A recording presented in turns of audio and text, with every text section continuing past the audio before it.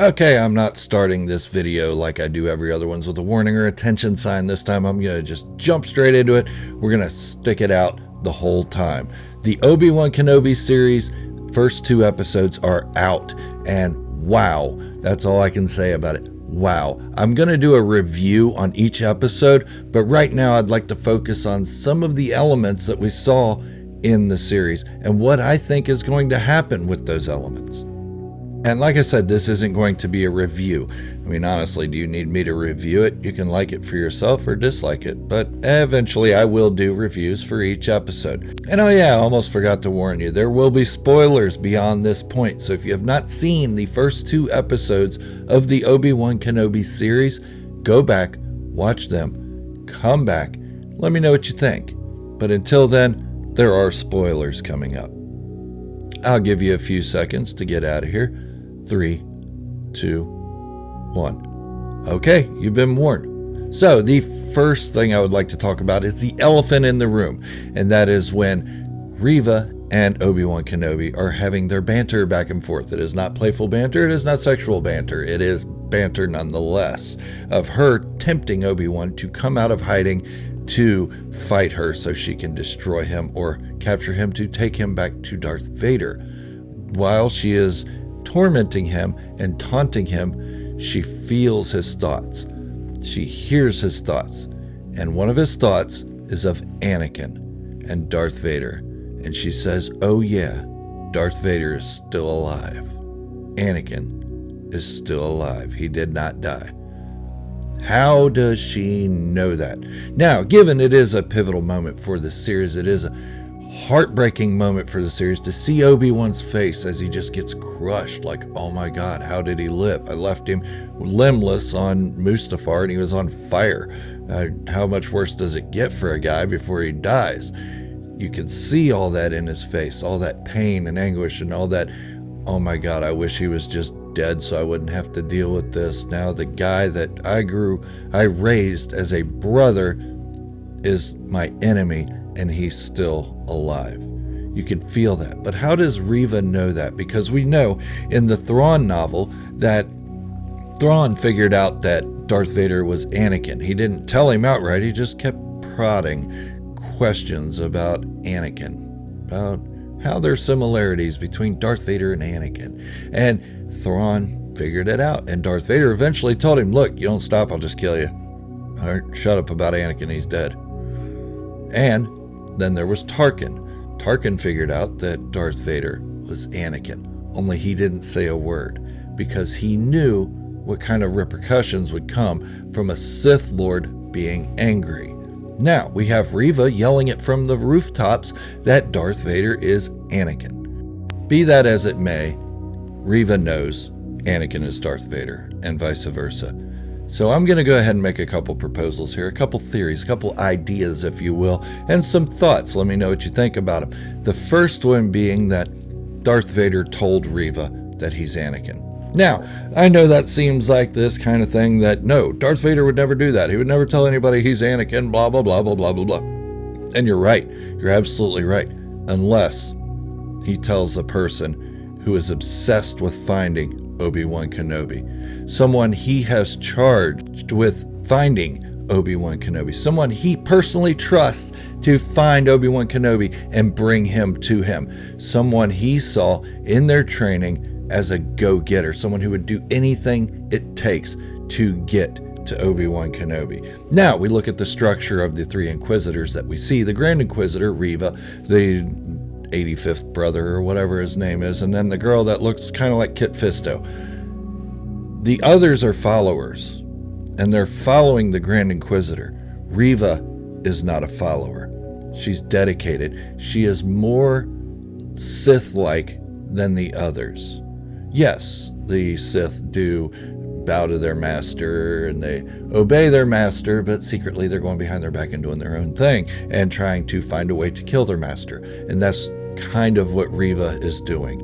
Reva actually killed the Inquisitor, the Grand Inquisitor.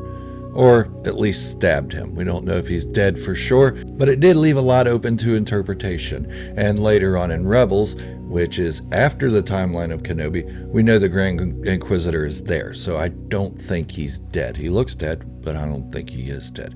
Now, number 2 theory about Reva and Darth Vader. Reva knowing Anakin is Darth Vader and vice versa. This may not be information she is supposed to be privy to. Now, it seems more likely that my first theory would be true than this one. So take this with a grain of salt. Take them all with a grain of salt until they actually happen, if they actually happen. But I think that Darth Vader is going to see that Reva finds Obi-Wan Kenobi for him. She calls Darth Vader, says, "Yo, brother, I got him. Here he is. These coordinates." Darth Vader shows up as Reva and Obi-Wan are fighting. Darth Vader just slides in behind her. Bzzoom, lightsaber through the gut from behind. Bye-bye, Reva. Didn't need to know the information that Darth Vader is Anakin. Should not be spreading that stuff around. Will not be spreading that stuff around. Even if Darth Vader charged Reva with finding Obi-Wan Kenobi, he's going to take her out. He's going to be the one to take her out. And it may not be until like the 6th episode, or maybe even if they do a season 2 or something like that. And it may not happen at all. You know, I'm not saying that my word is bond, that I have insiders or inside stories or anything like that. I don't know anybody on the inside. I don't know anybody at Lucasfilm. I don't know anybody at Disney or Insider Magazine or Weekly Entertainment or Good Morning America or Pee-wee's Playhouse. I don't know anybody. So these are just my theories and my thoughts, and I'm nobody really. So if you don't believe me, don't believe me. That's fine. But this is what I feel is going to happen. I've studied Star Wars long enough. I've studied literature long enough. I know how things progress. There are different progressions in stories. And this is one of those. It's too obvious that Reva knows Darth Vader is Anakin. And they've made it well aware to us that Reva is the one that told. Now, they could have had a different plot device come in, as in Darth Vader show up when Reva finds Obi-Wan, Reva not knowing why he wants Obi-Wan so bad, but when Darth Vader shows up to get Obi-Wan from Reva, Darth Vader could then dispose of Reva and then tell Obi-Wan, "I am Anakin, dude. Guess what? You didn't kill me." That could have been another plot device, but no, they specifically meant for Reva to be the one to tell Obi-Wan Kenobi that Darth Vader is still alive, that Anakin Skywalker is still alive. Not just to draw him out to her, but to let us know that she knows. And that is foreshadowing.